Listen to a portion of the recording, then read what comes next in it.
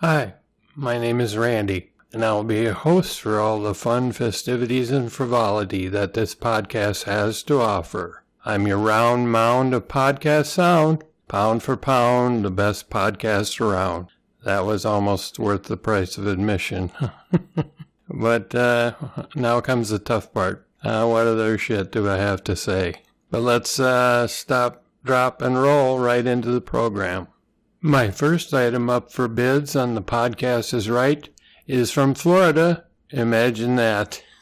But a deputy says a Florida man chugged a can of beer during DUI stop. Bill. Authorities say a 48-year-old Florida man raised a can of beer and chugged it after a sheriff's deputy stopped him on suspicion of drunk driving. He should have shotgunned it. Daryl Rydell told Monroe County Sheriff's investigators he was scared when he fled in his pickup truck as Deputy Anthony Lopez stepped out of his patrol car Thursday. One Thursday. Rydell drove for a short distance before stopping. Rydell has 3 prior DUI convictions between 2003 and 2010, and a 4th is pending from 2017. The report says Rydell got out of his truck, a beer can in his hand, and chugged it. Rydell faces numerous charges, including felony DUI, fleeing from a deputy, driving with a suspended license, and failure to submit to a breath test. He's in jail without bond. Records don't list a lawyer. Boy, that's comes on the heading, you're having a bad day. Would there have been any other better plan to spend your time? But maybe he should have shotgunned some stronger alcohol after he had his beer. A beer and a bump. You failed, you big dummy.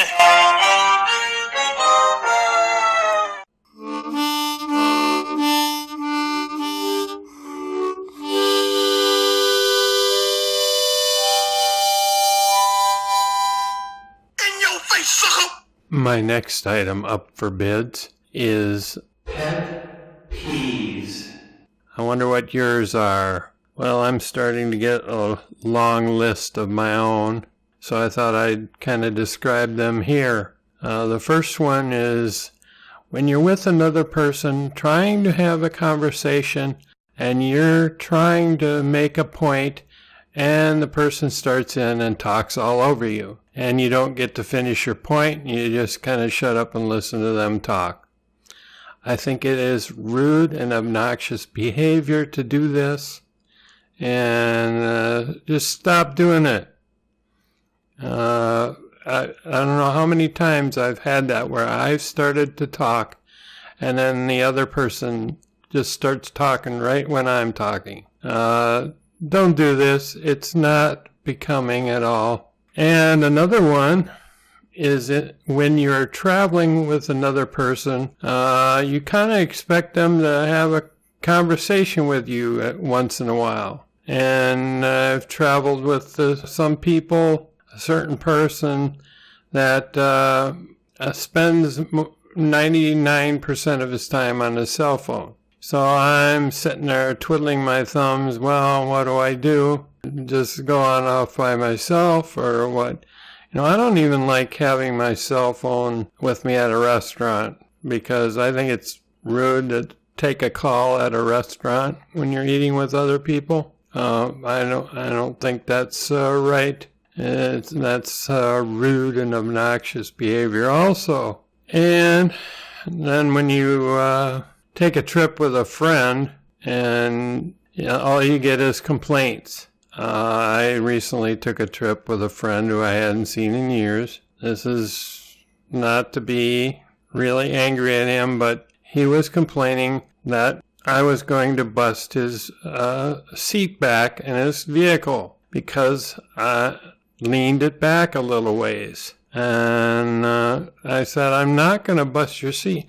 It'd be more likely that he would bust his seat because he's a single person and he sits in the driver's seat more often. That's the seat that's most likely going to break. I said, I don't like having my seat straight up when I sit in a vehicle. So I just tipped it back a little ways. And he had a fit about that.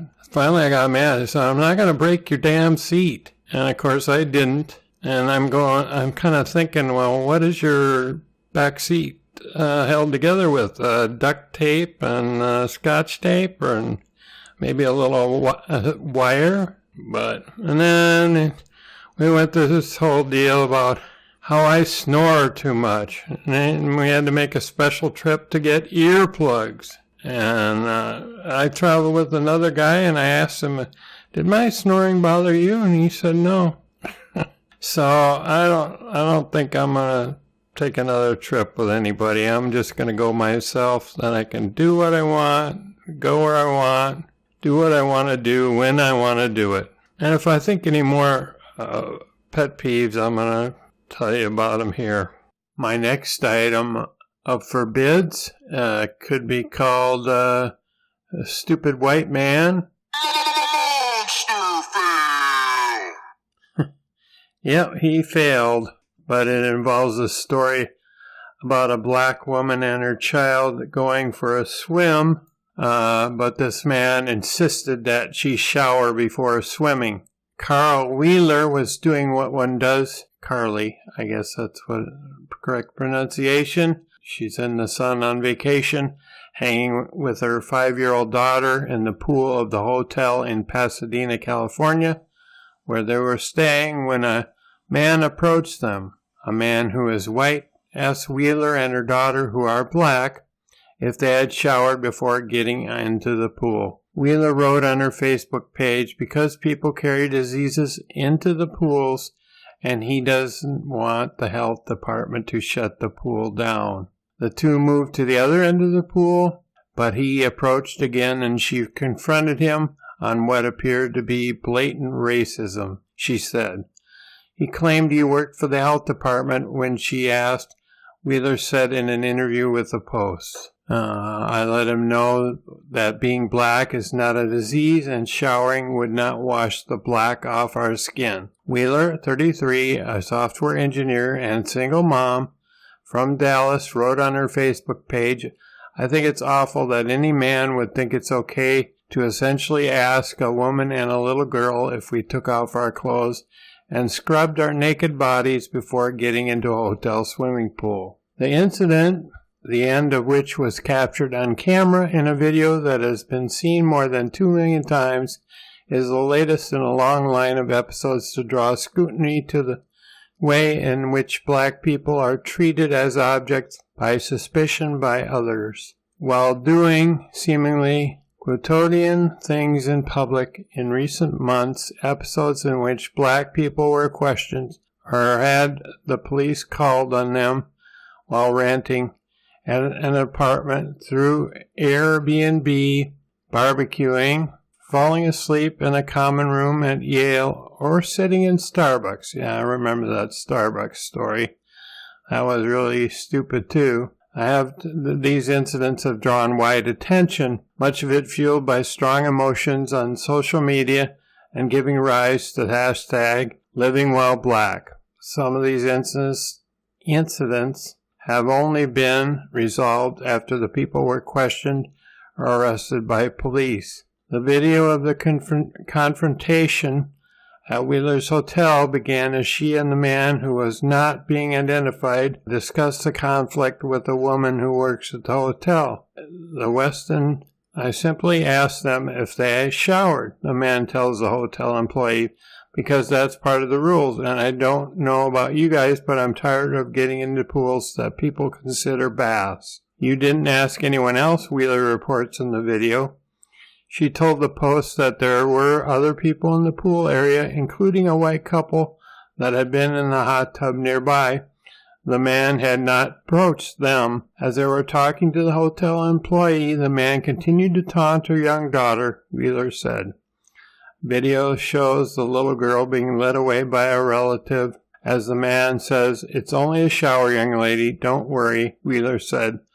The man said the phrase to her daughter twice. A hotel manager arrives and threatens to call the police. Before asking the man to leave, Wheeler said she was upset that the manager let the man walk away while asking her to step aside to talk to him, though the manager did say in the video that he planned to talk to the man later. Only after speaking with the white bystanders who corroborated her story did the manager instruct the other hotel managers to review the tapes to find the man he had just let go. Wheeler wrote, she said he does not believe that the man who the manager said was another hotel guest suffered any consequences for his behavior. The hotel manager, Carl Sprayberry, that's an interesting name there, Sprayberry, released a statement that expressed regret for the way Wheeler was treated by the man.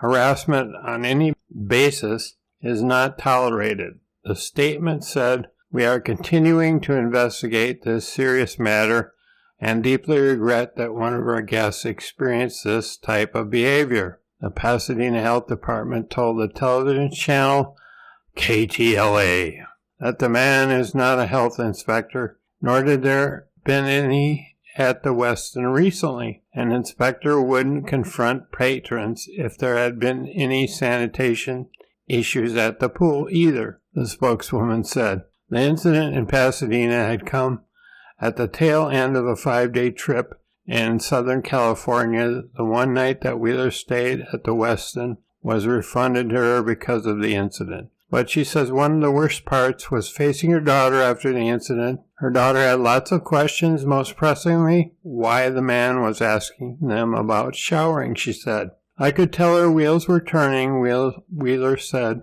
I teach her to stay away from strangers, but I also teach her to identify inappropriate exchanges between adults and children. So she knew immediately that a grown man should not be asking if a young girl if she showered. She was crying and upset, and she's been quite different since we got back home.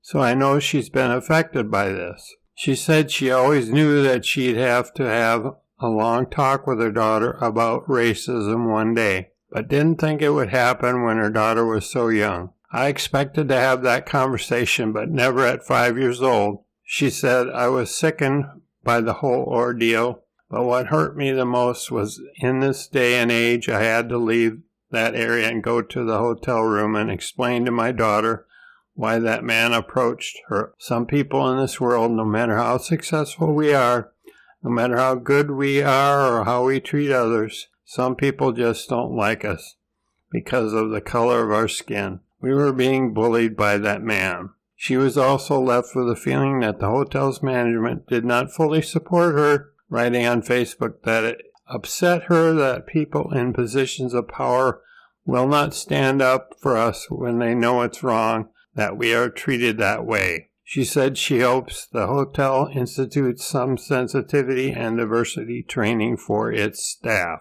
You know what she should have done? The first time the guy asked her if she had showered, she said, no, but I'm going to take a shit right now. Just take one right now with the guy. But there are other people around, so just because you said that, I gotta take a dump right here in the pool. So it's just so stupidity crosses a lot of races and a lot of different people. Why would you even ask that? It's just, I don't know. Hard to explain what goes through the minds of some people.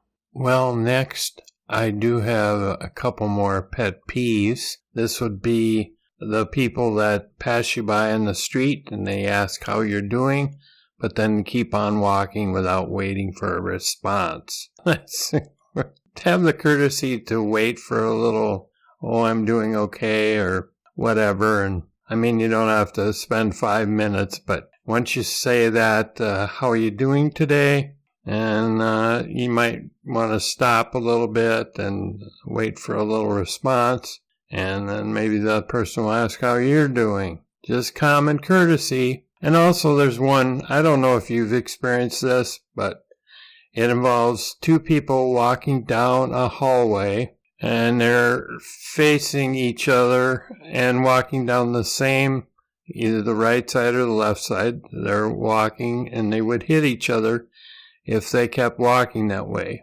And what my peeve is when I switch lanes, the person walking also switch lanes. And then I go back to the other lane, and of course the other person does the exact same thing at the same time. So it's like we're doing a damn little dance down the hallway. It's not a major thing, but it does bug me. Guess what? Next up, we have another dim bulb in the universe. And can you guess where he's from?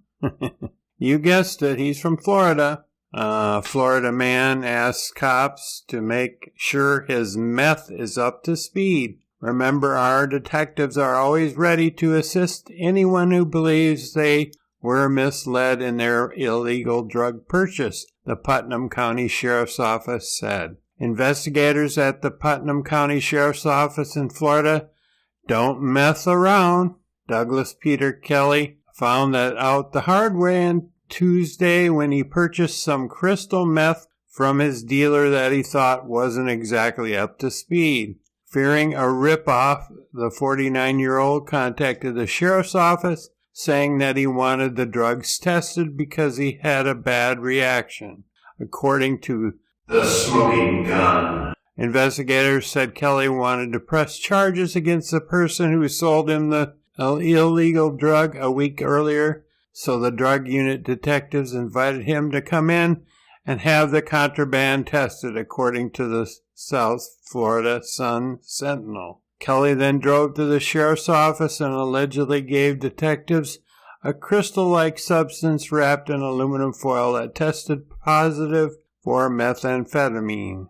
That positive test had negative results for Kelly, who was arrested on charges of possession of meth and taken next door to the Putnam County Jail. He was released Wednesday afternoon on $2,500 bond.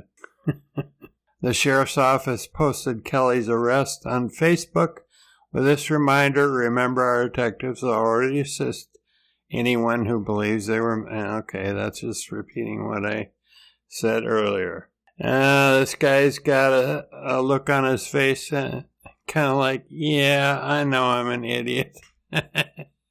And his mugshot, 49 years old. Oh, my.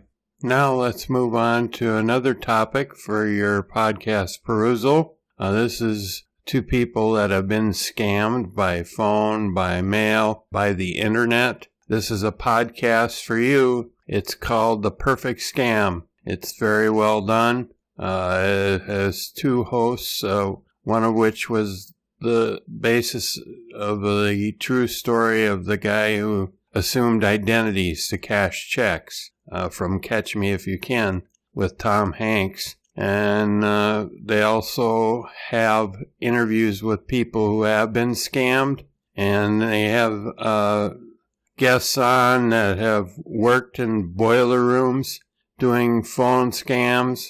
They talk about scams from India. One host of a podcast actually went to India to actually talk to people who did the scams, and it was very interesting. The one guy who was a very good interview was the one who he was interested in sales for all his life. He knew he could be good at it and got hired by what he thought was a legitimate company. But he was just there to sell internet virus protection software, and then they got transferred to somebody in India, of course. And the reason he got out of it was because he was talking to a very nice elderly woman who couldn't give out her credit card information until the next day or whatever. And the next day, her daughter was there also. And she got on the line and just began screaming at him and F this and F that, and was almost crying to her mother that she got scammed again, and it happened to her before. And that's when he realized he should get out of that job. And also, they talked about how a lot of them prey on the elderly because a lot of them are lonely and want to talk to somebody. There was one guy who hadn't visited his mother in several months, and when he went to visit, he found her whole house practically filled with unopened UPS boxes. And you just never know who's going to get scammed. And they talked about different scams, how people pretend to get hit by your car, and then they want money out of that, and different ways people get scammed.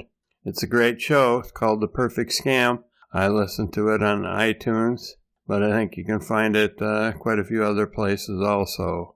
On this program, they also said the best way you can pay for an item like internet technology services that might be a scam and you don't know it, the best way you can pay is by credit card, because it's a much easier process to get your money credited back to your account, and you can be issued a new card immediately.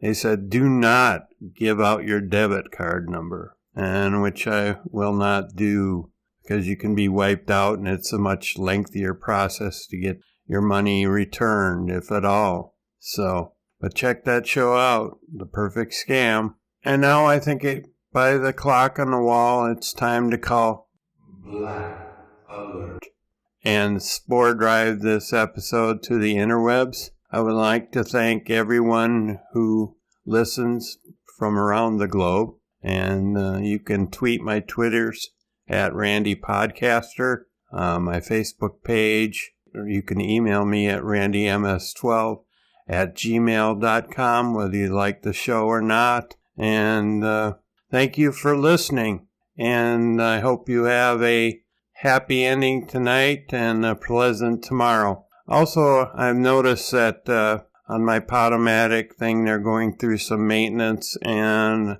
some issues with iTunes and Blueberry having my program there to play. I think some of those you can download the program anyway. The best way to listen at this time would be going to Podbean or my infotainmentpodcast.com address. Thanks again, everybody. Talk to you next time. Bye-bye.